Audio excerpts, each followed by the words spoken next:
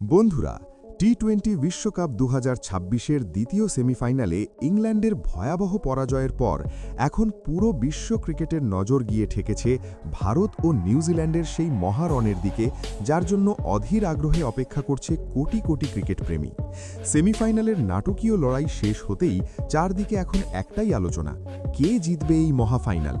Social media থেকে শুরু করে ক্রিকেট বিশ্লেষকদের স্টুডিও, চায়ের দোকানের আড্ডা থেকে আন্তর্জাতিক সংবাদ মাধ্যম, সর্বত্র এখন শুধু এই ফাইনাল ম্যাচ নিয়েই উত্তেজনা আর ভবিষ্যৎবাণীর ঝড় বইছে।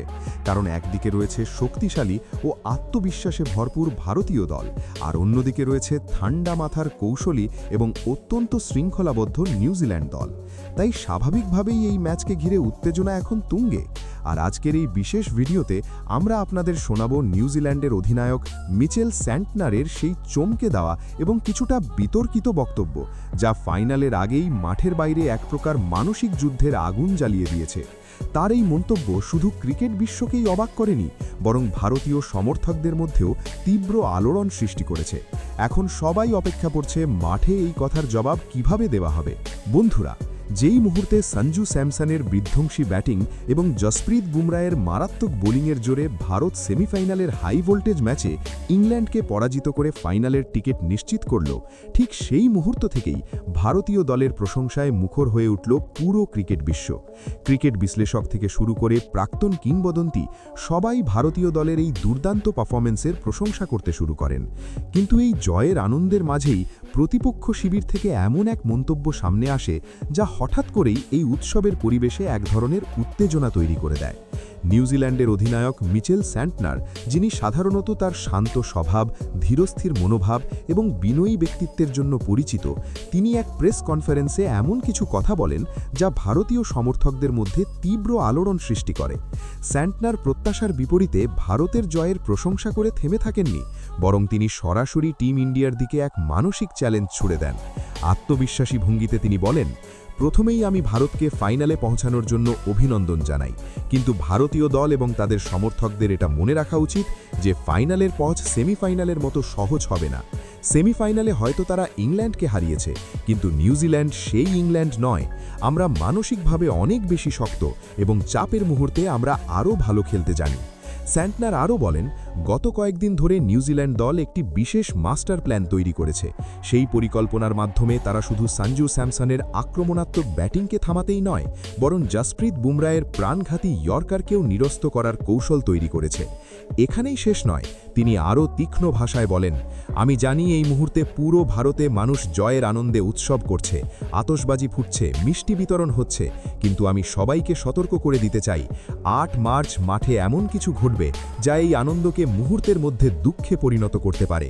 আমরা এখানে শুধু ফাইনাল খেলতে আসিনি, আমরা এসেছি ভারতের ঘরে ঢুকে তাদের নিজের দর্শকদের সামনে তাদের স্বপ্ন ভেঙে দিতে। স্যান্টনারের এই মন্তব্য মুহূর্তের মধ্যেই বিশ্ব ক্রিকেটে আলোচনার ঝড় তুলে দেয়। ভারতীয় সমর্থকদের মধ্যে তার এই বক্তব্য রীতিমতো আগুন জ্বালিয়ে দেয়, কারণ তিনি শুধু ভারতের জয়কে চ্যালেঞ্জ করেননি, বরং সরাসরি সঞ্জু স্যামসন এবং বুমরায়ের মতো তারকা খেলোয়াড়দেরও চ্যালেঞ্জ ছুড়ে দিয়েছেন। তিনি আরও বলেন, অনেকেই মনে করছে ভারত অপরাজেয়, কিন্তু ক্রিকেট ইতিহাস বলছে নকআউট ম্যাচে অনেক সময় নিউজিল্যান্ডই ভারতের ওপর প্রাধান্য দেখিয়েছে। আমাদের স্পিনারদের বুদ্ধিমত্তা এবং পেস বোলারদের সুইং ভারতীয় ব্যাটিং লাইনআপকে ভেঙে দেওয়ার ক্ষমতা রাখে। সঞ্জু স্যামসন সেমিফাইনালে অসাধারণ খেলেছে ঠিকই, কিন্তু তাকে মনে রাখতে হবে ফাইনালের চাপ সম্পূর্ণ আলাদা। আমাদের কাছে তার প্রতিটি আক্রমণাত্মক শটের জবাব রয়েছে এবং তার বিরুদ্ধে আমরা বিশেষ পরিকল্পনা তৈরি করেছি।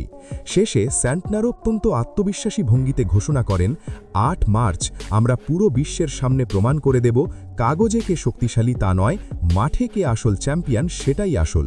আমরা এখানে শুধু অংশ নিতে আসিনি, আমরা এসেছি ইতিহাস তৈরি করতে। এইবার বিশ্বকাপ ট্রফি নিউজিল্যান্ডের হাতেই উঠবে। তার এই মন্তব্য বিশ্বকাপ ফাইনালের উত্তেজনাকে কয়েক গুণ বাড়িয়ে দিয়েছে। অনেকেই মনে করছেন এটি আসলে এক ধরনের মানসিক কৌশল, যার মাধ্যমে তিনি ভারতীয় খেলোয়াড়দের ওপর চাপ সৃষ্টি করতে চাইছেন। কিন্তু হয়তো স্যান্টনার একটি বড় সত্য ভুলে যাচ্ছেন। এটি আর আগের সেই ভারত নয়, এটি 2026 সালের নতুন ভারত, যে দল চাপকে ভয় পায় না এবং চ্যালেঞ্জকে শক্তিতে পরিণত করতে জানে।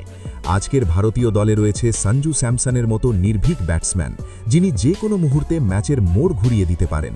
রয়েছে জসপ্রীত বুমরাহের মতো বিশ্বের অন্যতম ভয়ঙ্কর বোলার, যার একটি নিখুঁত ইয়র্কার পুরো ম্যাচের চিত্র পাল্টে দিতে পারে।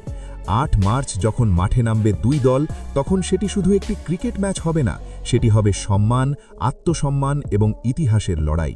এখন দেখার বিষয়, স্যান্টনারের এই আত্মবিশ্বাস কি সত্যিই বাস্তবে রূপ নেবে, নাকি টিম ইন্ডিয়া মাঠে এমন জবাব দেবে যা সারা জীবন মনে রাখা হবে। তো বন্ধুরা, আপনাদের কি মনে হয়, 8 মার্চ কি ভারত নিউজিল্যান্ডকে হারিয়ে আবারও ইতিহাস গড়বে, নাকি নিউজিল্যান্ড ভারতে আত্মবিশ্বাসের সঙ্গে হারিয়ে চ্যাম্পিয়ন হবে? আপনাদের মতামত অবশ্যই কমেন্ট করে জানাতে ভুলবেন না। আর যদি আপনারাও বিশ্বাস করেন ভারত জিতবে, তাহলে কমেন্টে লিখুন ইন্ডিয়া উইল উইন। ধন্যবাদ সকলকে।